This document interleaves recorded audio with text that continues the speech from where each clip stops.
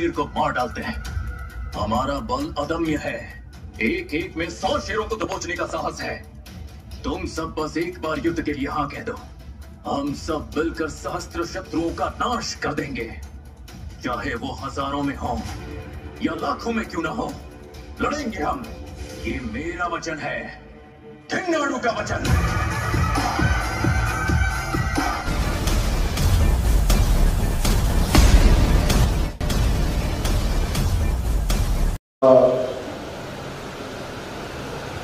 प्राथमिक शिक्षक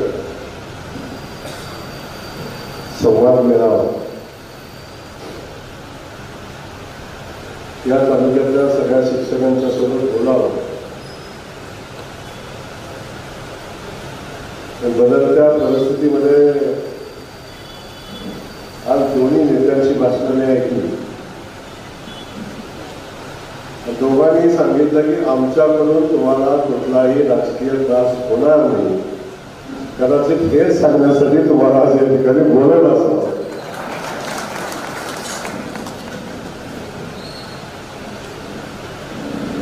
आजच्या कार्यक्रमाचे प्रमुख आणि या फलटण तालुक्याचं माढा मतदारसंघाचं कर्तृत्व नेतृत्व सन्माननीय दादा सचिन दादाचं भाषण ऐकायचा आज पहिल्या दिवशीच योग आला, पण सुंदर असं विचार सचिन दादांनी मांडले। ते मांडत असताना शिक्षक बांधवांचं कौतुक करत असताना शिक्षक बांधवांच्याकडून काही अपेक्षाही त्यांनी व्यक्त केल्या।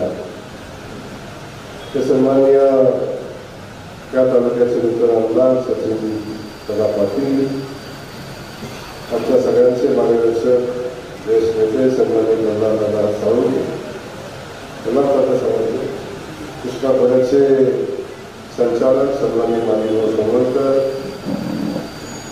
DCC बँकेचे संचालक आणि या तालुक्याचे नेते आमचे मित्र सन्माननीय शिवरूप कडेकर, संत कृपा उद्योग समाजाचे अध्यक्ष सन्माननीय विलासजी नलावडे, माजी संधी अधिकारी आणि आताचे युवा नेते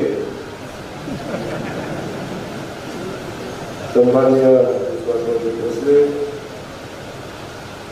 दुसरे आमचे चतुर नेते सन्माननीय DK पवार, सन्माननीय दादा, सन्माननीय रामभाऊ टेकळे माजी सभापती, सन्माननीय जयकुमारजी शिंदे भारतीय जनता पक्षाचे सरचिटणीस, तालुकाध्यक्ष डॉक्टर शिंदे, माजी नगरसेवक अशोक जाधव, जिल्हा उपमुख्य कार्यकारी अधिकारी निलेश फुले आणि आजच्या कार्यक्रमाला उपस्थित असेल ज्यांचं माझं ते सर्व्हिसला लागल्यापासूनचं नातं आहे, पहिल्याच वस्तू होते ज्यांचं 2011ला मी आमदार झाल्यानंतर पहिलं पोस्टिंग मान तालुक्यात माझ्यासोबत काम केलं शिक्षकांनी, आणि आता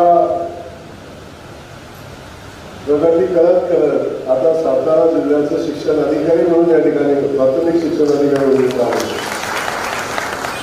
ते सन्माननीय अनिस नायटोळी साहेब, शिक्षक बँकेचे सर्व संचालक, सर्व उपस्थित प्रतिनिधी, खास करून आज बँकेच्या काल 2-3 दिवसापूर्वी निवडलं ना त्या लोखंडे बँकेच्या आमच्या चेअरमन सन्माननीय मोगरेताई, शिक्षक नेते अनेक या ठिकाणी उपस्थित आहेत, सन्माननीय विद्यार्थी गायकवाड, पुष्पलताताई भोगरे, राजेंद्र कोराटे, निशा मोळी, शशिकांत सोनवणकर, आनंदराव सोनवणकर, संतोष कदम, नरेंद्र सोनवणकर, गणेश तांबे, निलेश जाधव, मोहन भोगरे, विकास खांडेकर, निलेश कर्वे आणि बाकी सगळे ज्यांनी घेऊन दिलं नाही ते सगळे बाकीचे ते सगळे शिक्षक नेते आपल्या सगळ्यांचं आणि पत्रकार बंधू सगळे आमचे समोर या नेते बसले। दादा बघता बघता स्टेजची व्याप्ती एवढी वाढलेली आहे त्याचा नावं घेता घेता भाषण संपवायची वेळ तेवढी सगळेजण नेते आलेले आहेत, खाली बसलेले सगळे नेते आहेत. कालांतराने परिस्थिती कशी बदलत जाते याचं उत्तम उदाहरण आपण सगळेजण बघता. मी सुरुवात केलेली दादा राजकारणाला सुरू झाली तेव्हा स्टेजवर बसायचं कोणी हेच वाढलं होतं आणि आम्हाला कोणतरी बघेल म्हणून माझ्यासोबत कोण बसायचंही नाही. बघता बघता परिस्थिती बदलत गेली आणि मला खूप मोठं संघटन, खूप मोठे नवनवीन नेते तयार झाले आणि असे सगळे नेते आज या ठिकाणी उपस्थित. सगळ्यांचं स्वागत. खास करून शिक्षक नेते त्यांचं स्वागत. शिक्षक हा समाजातला सगळ्यात संवेदनशील, सगळ्यात जागरूक, सगळ्यात विचारी आणि सगळ्यात हुशार असा शिक्षक हा घटक आपल्या सगळ्यांच्या समोर आहे की ज्यांच्याकडं उद्याची देशाची नवी पिढी घडवण्याची, उद्याचं देशाचं भविष्य ज्यांच्या हातामध्ये आहे ते आमचे सगळे शिक्षक बांधव. खास करून आमच्या सगळ्या शिक्षक लाडक्या भगिनी सगळ्यांचं मी मनापासून या ठिकाणी स्वागत करतो आणि आज आपल्या सगळ्यांना भेटण्याचा योग आला याचा मनापासून आनंद व्यक्त करतो. कारण यातले अनेक शिक्षक आणि अनेक शिक्षक नेते जेव्हा जेव्हा शिक्षकांच्या अडचणी आल्या तेव्हा तेव्हा मला भेटायला आले. जेव्हा कुठंच अडचण सुटत नाही म्हणतात ती अडचण गोरांवाडीतच सुटते हे सगळ्या शिक्षकांना माहिती आहे. इथं बसलेले आमच्या अनेक भगिनी पण माझ्याकडे आलेल्या होत्या. आला होता ना तर सगळ्याच मार्ग भाऊ सगळे मार्ग संपलेले आहेत. आता तुम्हीच काहीतरी बघा तरच मार्ग निघेल अशा पद्धतीची परिस्थिती. अनेक GR शिक्षकांच्या व्यवस्थेमध्ये अनेक वेळा अनेक नियम बदलून अनेक GRचा अर्थ बदलून शिक्षक बांधवांना मदत करण्याचं काम आणि कदाचित दादा जेव्हा जेव्हा शिक्षक भगिनी बंधू माझ्याकडे आले कधीही मोकळ्या हातानं परत गेले नाही. त्यांना न्याय देण्याची भूमिका आजपर्यंत घेण्याचा प्रयत्न केला आणि आज सुदैव माझं आज योगायोग असा आहे या सगळ्या शिक्षकांच्या सेवाविषयक सगळ्या बाबी, बदलीपासून सेवेच्या सगळ्या बाबी, प्रमोशन पदोन्नतीपासून सगळ्या गोष्टी आज ग्राम विकास खात्याचा मंत्री म्हणून त्या माझ्याकडेच आहेत. त्यावर आता काय फार कसली याची गरज लागणार नाही. या सगळ्या व्यवस्था आज ग्राम विकास खात्याचा मंत्री म्हणून आज मला याबद्दल निर्णय घेता येत अशी परिस्थिती. तर आज या ठिकाणी राहिला असता मला मनापासून आनंद आहे आणि खास करून आमदार आणि खासदार, माजी खासदार असतात, खासदार असतात, भावी खासदार असतात,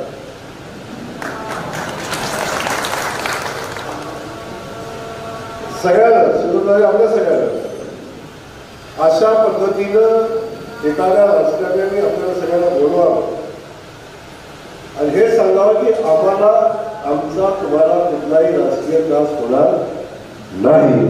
असा कार्यक्रम कुठं शहरासाठी होत नाही.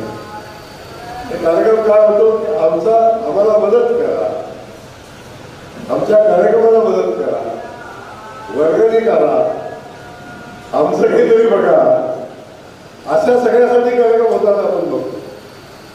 पण आमचा तुम्हाला त्रास होणार नाही हा सांगणारा एक अभिनव असा कार्यक्रम या ठिकाणी घेतला आणि त्या निमित्तानं मला या कार्यक्रमाला येण्याची संधी निर्माण झाली. आता आपण बघितलं की सचिन दादांनी काही मुद्दे मांडले आणि दादांनी एक अपेक्षा आपल्याकडून सगळ्यांच्याकडून व्यक्त केली की आपण सगळ्यांनी या जिल्हा परिषदेच्या शाळा जपल्या पाहिजे, वाढवल्या पाहिजे. आणि आपल्या सगळ्यांचं आणि उद्याच्या देशाचं भविष्य घडवण्याची क्षमता असणारी ही आमची विद्येची मंदिरं आहे आणि ही मंदिरं चालू राहिली पाहिजे. त्या मंदिरातनं उत्तम उत्तम विद्यार्थी तयार होऊन गेले पाहिजेत आणि त्याच्यासाठी आपण सगळ्यांनी मेहनत केली पाहिजे अशा पद्धतीच्या अपेक्षा या निमित्तानं आमदार साहेबांनी व्यक्त केल्या. माझी वेगळी काहीच अपेक्षा नाही. आपण सगळ्याजण इथं बसलाय, आपण सगळेजण इथं बसलाय. सेवेविषयक ज्या ज्या बाबी असतील अनेक शिक्षक संघटना माझ्याकडे येतात. म्हणजे मला वाटतं 2-3 महिन्यापूर्वी झाला या सगळ्या संघटना माझ्याकडे आल्या. त्या छोट्या छोट्या बाबीबद्दलच्या होत्या. त्यांनी सांगितलं की भाऊ आम्हाला या सगळ्यातनं आम्हाला रिलीफ द्या, आम्हाला मदत करा. त्या सगळ्या संघटनेला घेऊन मी बसलो तेव्हा सांगितलं की मी सगळ्यांनी मिळून सांगा आता काय करायचंय. आणि शिक्षकांनी सांगितलेले सगळे निर्णय एका जिल्ह्यामध्ये आपण घेतले आणि व्यवस्था लावण्याचा कार्यक्रम केला. पण एकाची व्यवस्था करताना दुसऱ्याचा प्रश्न निर्माण होतो. शिक्षकाच्या बदलीचा विषय कधीही संपत आणि मला वाटतं संपणारी. कारण असं आहे एवढे जी आले शिक्षकाच्या बदलीचे किती असतील लोक? एक 200-250 जी असतील. पण जे कसं ताईला बदली करायचे तरी त्या 200ला एक शोधून काढले ह्या लागू होतो आणि त्या 200ला लागू होतो ते सोडून दुसऱ्याकडे येतो. हा कसा लागू होतो हे सांगतो त्याला दुसरा जे आलो. आणि व्यवस्था अशी आहे. आपण बघतो खूप ठिकाणी अवघड शाळेमध्ये काम करतो. आज आमच्या शिक्षक बंधू भगिनी माझ्या इथं आहेत. अनेक ठिकाणी नवरा बायको दोघंही शिक्षक म्हणून काम करतात. त्यांच्या व्यवस्थेचा विषय असतो. आणि माझी कायमची भूमिका आहे. तुम्हाला खास सांगेल कायम माझं भाषण तरी ऐकलं असेल माझं तुम्हाला की शिक्षक चांगलं शिक्षण कधी देऊ शकतो. कधी देऊ शकतो तो घरातनं बाहेर पडताना समाधानानं आणि शांतीनं बाहेर पडला तरच जाऊन तो शाळेत चांगलं शिक्षण देऊ शकतो. अन्यथा देऊ शकत. घरातनं जाताना जर भांड्याचा आवाज कानात बसलेला शाळेत जाईपर्यंत शाळा सुटेपर्यंत निघालाच नाही आणि पुन्हा घरी गेल्यावर पुन्हा आवाज येतोय का काय याची भीती राहिली तसं तो शाळेत पाहिजे. आमच्या भगिनी असतात. सुटी नवरा बायको असतात, मुलं असतात, घर चालवायचं असतं, कुटुंब चालवायचं असतं. तेव्हा या सगळ्यांची व्यवस्था झाली पाहिजे. किती दिवस ताटातून नवरा बायकोची करायचे आहे विषय असतो. तर याचा व्यवस्थित शाळा शिकवण्यासाठी चांगल्या शाळा जवळच्या ज्यांना सोयीच्या शाळा कशा देता येतील याही संदर्भात काही झालं पाहिजे ही गोष्ट आहे. आणि या संदर्भात मी माझ्या सगळ्या शिक्षक बांधवांना एक सांगेन तर सुदैवाला मंत्री मीच असल्यामुळे मी सगळ्या शिक्षक या तुमच्या शिक्षक संघटना आहे मी त्यांना एकदा बोलवणार आहे. सगळ्यांना बोलवणार आणि सगळ्यांना सांगणार आहे तुम्ही सगळ्या संघटना मिळून बसा आणि एक GR असा बनवा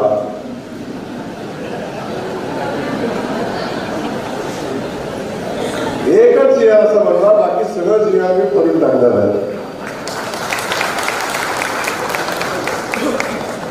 आणि GR असे बनवा की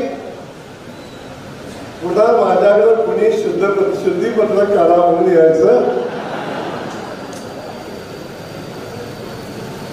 आता तुमच्यावर जबाबदारी देणार आहे कारण आम्ही काही केलं तर ते तुम्हाला पटणार आणि तुमच्याकडे जमणार.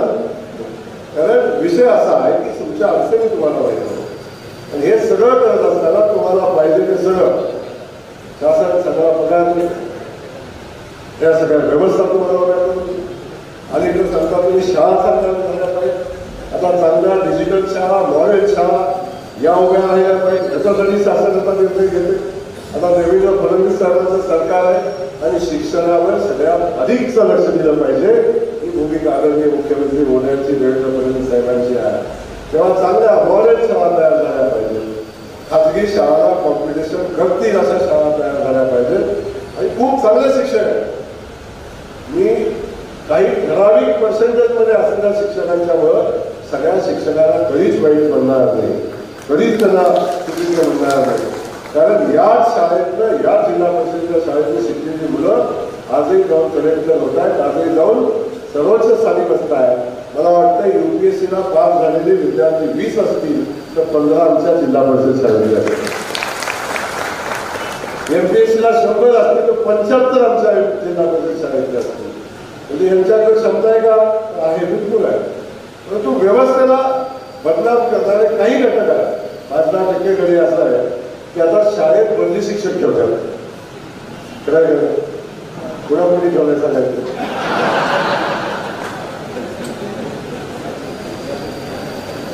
अशी व्यवस्था आहे, अशी वेळ आहे. व आपण बघितलंय की आता अनेकदा सांगतो, तुम्ही सांगता की हो मुख्यालयाच्या ठिकाणी राहण्याचं आठ काढून टाका. करायची का? करायची का? हो म्हणताय. सगळ्या शिक्षक संघटना माझ्याकडे परवा काही शिक्षक संघटना आल्या पाहिजे. त्यांनी सांगितलं हे करा, पद्धतीचं असं करा, समोर हे समोर असं यांचा याच्यात समावेश झाला पाहिजे. अवघडमध्ये गेला पाहिजे, पुन्हा अवघडमध्ये नाही गेला पाहिजे, कसं झालं पाहिजे, सगळं सांगितलं मला. पण एकाही संघटनेनं मला कधी सांगितलं नाही की भाऊ शिक्षणाच्या दर्जा वाढवण्यासाठी हे करा. कराय का? तुम्हीच सांगा हो का नाही? कराय का नाही? कधीही सांगितलं. माझी अपेक्षा सगळ्या शिक्षक मंडळांच्याकडून आहे, आपल्या सगळ्या संघटनांच्याकडून आहे. जेव्हा शिक्षणाची शिक्षकाच्या सोयीची व्यवस्था उभी राहिली पाहिजे, त्यांच्या अडचणी संपल्या पाहिजे, याचं निवेदन देत असताना एक निवेदन हेही तयार करा की शाळेच्या शिक्षणाचा दर्जा वाढवण्यासाठी काय केलं पाहिजे, यासाठी शासनानं काय केलं पाहिजे, त्यासाठी कुठला GR काढला पाहिजे, हेही एकदा आपण सगळ्यांनी सांगितलं पाहिजे. आणि त्याच्याही आपली भूमिका वाढली. शेवटी तुम्ही आम्ही सगळेजण मिळून ही सगळी व्यवस्था पुढे न्यायची. आपल्याला एक चांगली व्यवस्था उभी करायची आणि चांगली नवीन पिढी आपल्याला घडवायची आहे. मी एकदा म्हटलं आणि खूप खूप माझं ते वाक्य सांगतो, म्हणजे जिथं जाईल तिथं मला म्हणत होती की भाऊ तुम्ही खरं बोलला. आणि त्याचं कारणही कसं होतं, मी अनेकदा म्हणतो आमचे शिक्षक मंडळी माझ्याकडे येतात, नवरा बायको मिळून येतात, भाऊ माझ्या मुलाला या शाळेत ऍडमिशन मिळालं पाहिजे. खरं दोघंही शिक्षक आहेत. मी त्याला म्हणलं मला तुम्ही शिक्षक आहे, तरी पण माझा मुलगा त्या खाजगी शाळेत शिकला पाहिजे असं का वाटतं तुम्हाला? ही व्यवस्था सर्वोत्तम आहे. मी कधी म्हणेन जेव्हा तुम्ही दिलेल्या शिक्षणावर तुमचा विश्वास असेल आणि माझ्या मुलाला मी माझ्या शाळेमध्ये सर्वोत्तम शिक्षण देऊ शकतो, हे ज्या दिवशी तुम्हाला वाटेल त्या दिवशी खऱ्या अर्थानं ही व्यवस्था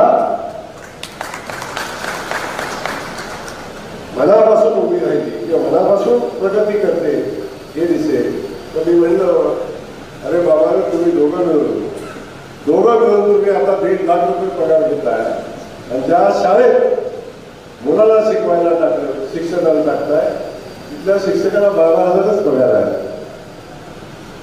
किती आहे?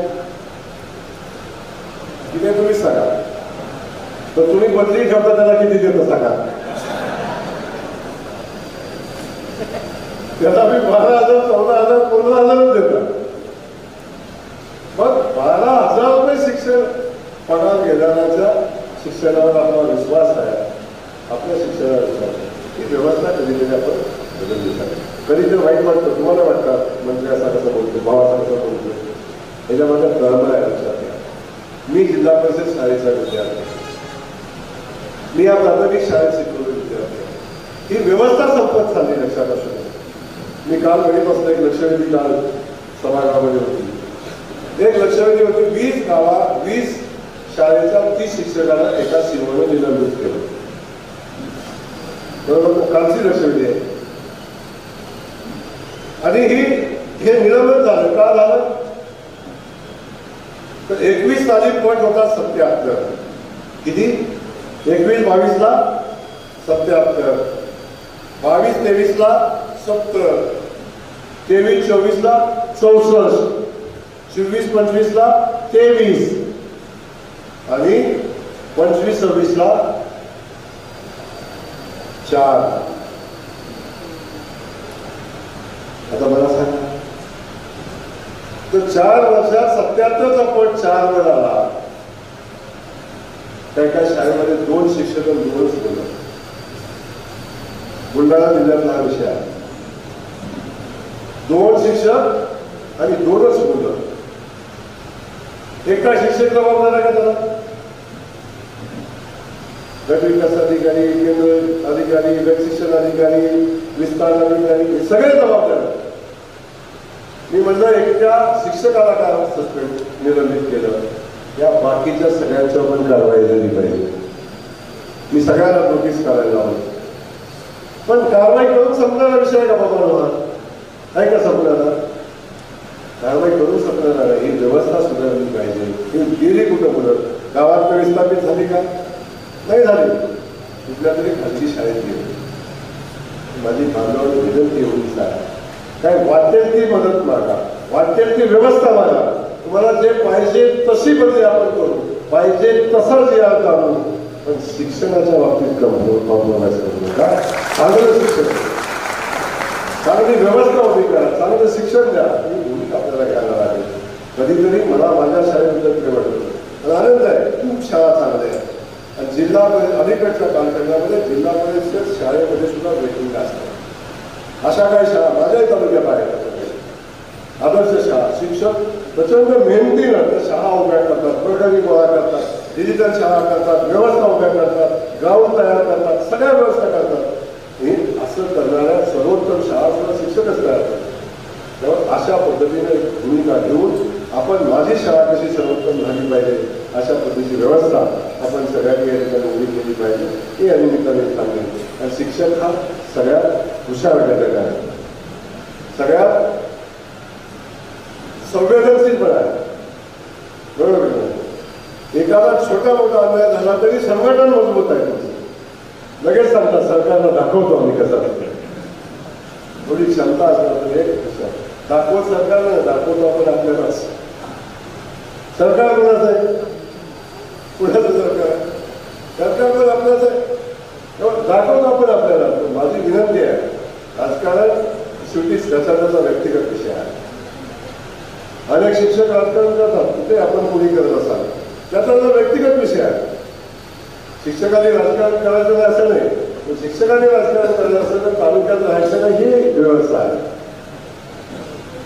करायचं तर ठीक आहे, बाहेर शिकायचं, संध्याकाळी यायचं, रात्रभर राजकारण करत सकाळी जाऊन पुन्हा शिकवायची व्यवस्था उभी करायची, ठीक आहे. गावात मत कोणाला हे कधी जाऊ, त्याचा अधिकार आहे. तिथे काय कोण बांधून हात बांधून कोण मत घेतं का? अजिबात नाही. म्हणून मी अनेक अनुभव घेतलेले आहे. मी अगदी किती मदत केली, सगळ्या शिक्षकांनी मी मदत केली. पण मला जेव्हा पोस्टरचं मतदान असतं, मला संघर्ष करायलाच लागतो करायला. त्या काय नाही, एकदा तर अशी व्यवस्था नाही, काय सांगू तुम्हाला. मी हुशार का म्हणतो, एकदा माझी निवडणूक होती. नाही तुम्ही ऐका आता, माझी निवडणूक होती आणि माझ्या निवडणुकीला काही शिक्षक मंडळींनी पंचायत समिती वयात आलं. तेव्हा बदलाकडून असेल तर पंचायत समितीत असायचं, सगळं व्यवस्था पाहिजे. मग काय झालं, तात्या काही शिक्षकांनी काय केलं, बॅलेट पेपर आणून द्यायची पद्धत होती ना, आणून द्यायची. मग काही शिक्षकांनी आणून दिलं बॅलेट पेपर माझ्याकडे, काहींनी सील पण आणून दिली, शिक्का मारलं.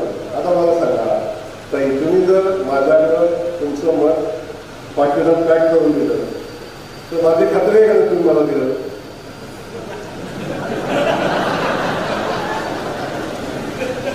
खात्री आहे का सांगा. आमचं ऑफिस थोडंसं फारच चौकस निघालं. आमच्या ऑफिसला ती पाकिटं फोडली आणि पाकिटं फोडल्यावर 2 मिनिट असं निघालं. पाकिट माझ्याकडे मत चला जाते नव्हतं.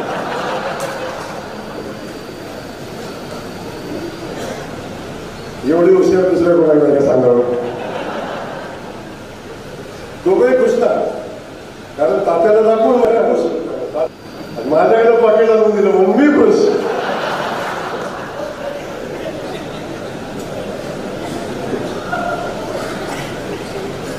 एवढा हुशार शिक्षक. या सगळ्या गोष्टी असतात ना. ठीक आहे, तुझी चांगली अशी कसरत असते, दोघांना खुश ठेवायचं असते. पण आता काय अडचण नाही. आता ऑनलाईन बंद होते, ऑनलाईन पोर्टलवर. आता ऑनलाईन बंद झाला की तरी माझी गैरसोय झाली, काय तर करायला लागतं.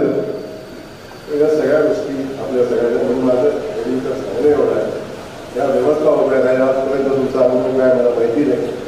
आजपर्यंत शिक्षकांना अनेकदा राजकारणासाठी वापरून घेतलं, अनेकदा राजकारणासाठी व्यवस्था उभ्या करण्यासाठी, व्यवस्था उभ्या करण्यासाठी वापरून घेतलं, कधी गर्दी जमवण्यासाठी वापरून घेतलं. कधी खर्चा पाण्यासाठी वापरून घेतलं. आता ही परिस्थिती व्यवस्था बदललेली आहे. आता आपल्या सगळ्यांना खूप चांगली चांगली लोक येत आहेत, स्पर्धात्मक नेतृत्व तयार होत आहेत, स्पर्धा होते, तेव्हा सगळ्यांना नीट बघण्याची जबाबदारी आहे. पूर्वीच्या राजकारणामध्ये आताच्या जमीन आसमानाचा फरक आहे. खरं नाही, घरात बसून वाऱ्यावर बसून गडीवर बसून राजकारण करायचे दिवस आता संपले. सगळं वाऱ्यावर चालत, आता वाऱ्यावर चालत नाही, आता वारीत जायला लागतं. तर वाऱ्यावर चालवायचं राजकारण आता राहिलं नाही, आता वारीत जाऊन राजकारण करायला लागतं. ही परिस्थिती बदललेली आहे. म्हणजे बदलत्या परिस्थितीमध्ये आपल्या सगळ्यांना माझं सांगणं आहे की शासन आदरणीय देवेंद्र फडणवीस साहेब असतील, आम्ही सगळेजण सरकार अजितदादा असतील, अगदी शिंदे साहेब असतील, आम्ही सगळेजण आपल्या पाठीशी उभा आहे. तर आपल्याला एवढंच सांगणं आहे माझं, शिक्षणाचा स्तर उंचवला पाहिजे, जिल्हा परिषद शाळेवर लोकांचा विश्वास बसला पाहिजे, पण संख्या वाढली पाहिजे आणि सगळ्यांनी आपली मुलं आपल्या शाळेत शिकवली. ऐका आवाज बघा, शिकवली पाहिजे, लक्षात असू द्या, शिकवली पाहिजे. ह्या सगळ्या व्यवस्था आपण सगळ्या उभ्या करायला असं आजच्या दिवशी मनापासून सांगतो. आज सचिन दादा असेल, रणजित दादा असतील किंवा सगळी टीम असेल, की कायम आपल्या हिताचा विचार करणारी लोक आहेत असं माझंही मत आहे. लक्षात असतो आपल्या सगळ्यांना माझं सांगणं आहे की या सगळ्या व्यवस्थेच्या पाठीशी आपण उभं राहावं.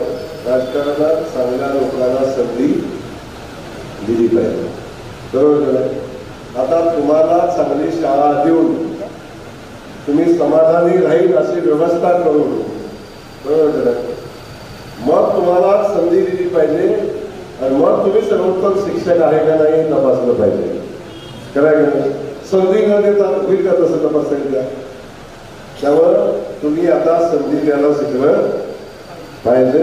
आतापर्यंत घेतलेले अनुभव तपासून मला नवीन लोकांनाही संधी दिली पाहिजे आणि दोघांना फरक बघितल्यावर मग सर्वोत्तम कोणाही ठरवलं पाहिजे.